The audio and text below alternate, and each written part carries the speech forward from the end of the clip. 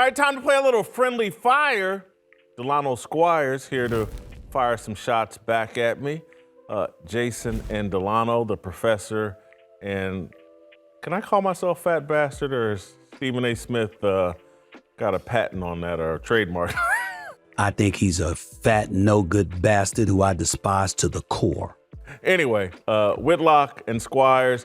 Delano, I want to show you a video from Cam Newton talking about the education of his children, and he has several, I believe. But anyway, I can't wait to get your reaction where you come down on this. Listen to Cam Newton talking about who's teaching his kids history. I'm going through an issue right now with my children. All of them have education from private schools.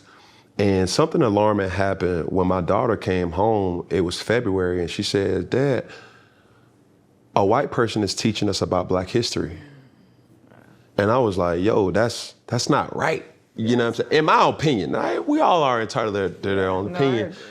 And I'm like, if a white person is teaching about Black history, can a Black person teach about white culture? You know, Caucasian history. You see what I'm saying? European history. And I'm like, you could, but it's gonna be some things that's left out. You know what I'm saying? Slavery. How did Africans move to, America? And now, can I ask you a question? Yes.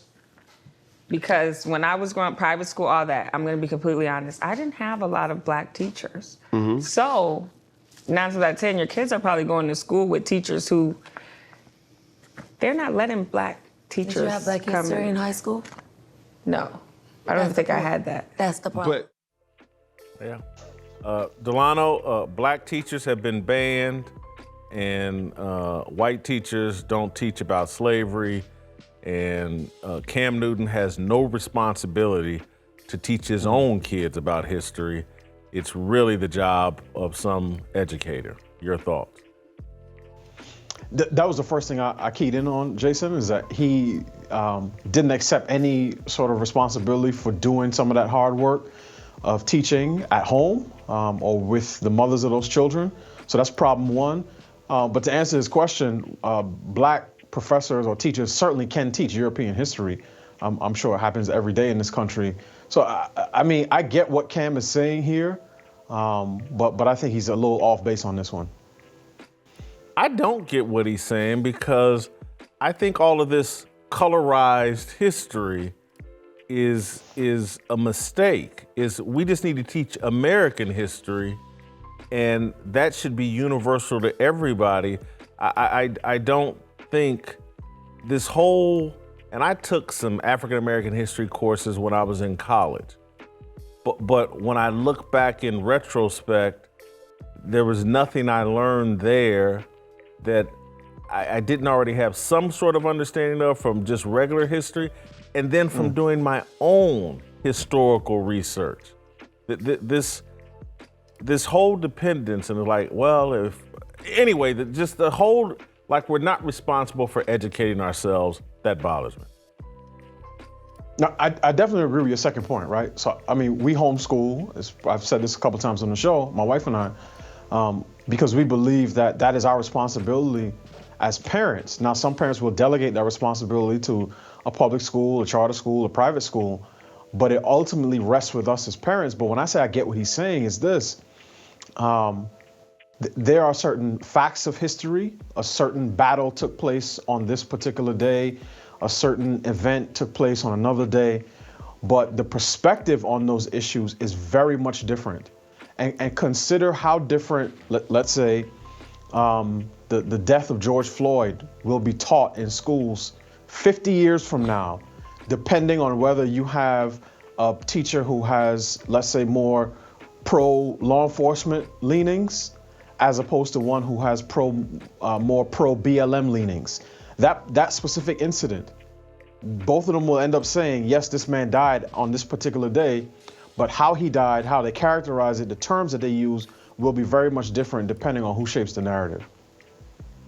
Fascinating point you just brought up, but I'm not sure. Perception of George Floyd certainly has been colorized.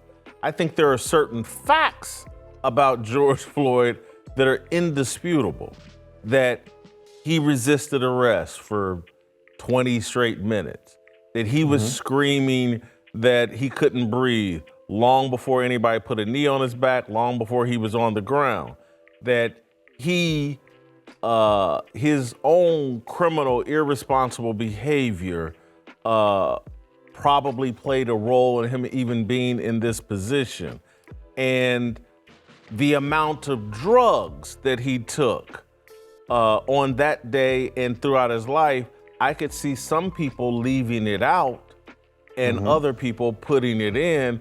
And so I just think there's like, who's going to present the most facts will depend more on your worldview and I think your commitment to truth as opposed to commitment to a narrative. No, I agree with that, right? So facts do matter, and there's certain cases in which there's less room for narrative because of the abundance of facts. But again, history, and particularly the further you get from it, is very sort of can get very complex. All right. So the way, for instance, George Washington may be taught in American history in Great Britain may be very much different than how he's taught here. One man's liberator is another man's revolutionary. And we certainly get that. Now, where race comes in is just think, again, of how the average American, black and white, thinks of the Black Panthers. Now, for a lot of black folk, we may not know the Panthers and their Marxist roots and their ties to communism. But for a lot of black folks, the Panthers were about self-defense from brutalizing police officers. They were about free breakfast for children, a greater sense of racial pride in the midst of a culture in which that was very difficult to cultivate. But for a lot of white folks, particularly white conservatives, the Panthers were about Marxist revolution, a desire to topple the U.S. government, and in opposition to the sort of freedom, to the ideals that we hold dear in this country. So again, how you teach even that organization is going to be very much different depending on the worldview of the person who's doing the instruction. And I think that is part of the point that Cam Newton's trying to make. But let's take even the Black Panthers. There are facts, and I've never seen an organization benefit so much from providing free breakfasts. Because when people point to the success stories of the Black Panthers, generally speaking, it's always about the free breakfast. I don't know what other wins they have in their column other than free breakfast. And I just, this comes down to, I mean, because there's a lot of facts about the Panthers that people ignore. Their history of prostituting the women, pimping out the women that were part of the Black Panther movement. That doesn't get told. Huey P. Newton and Bobby Seale, sodomizing people as punishment. So anyway, it's history is complicated, and what I think is that certain people, depending upon their agenda, they'll leave certain facts out and they'll promote other facts. And so, the criminality, the Marxism of the Black Panthers, no, I'm not going to tell you that. I'm just going to tell you about the free breakfast. We're going to zero in on the free breakfast and tell you they were serving Egg McMuffins long before McDonald's. And man, it was awesome. Right. Thank you, Delano. That was a pretty good friendly fire. Really appreciate you joining me for that conversation. If you like this content, get in the comments and leave a comment. But if you really like it and you want to see more of it, support one of our great sponsors, Patriot Mobile, the cell phone provider that I prefer and have and use in my own life. Patriot Mobile supports our values. They're not one of these woke cell phone companies.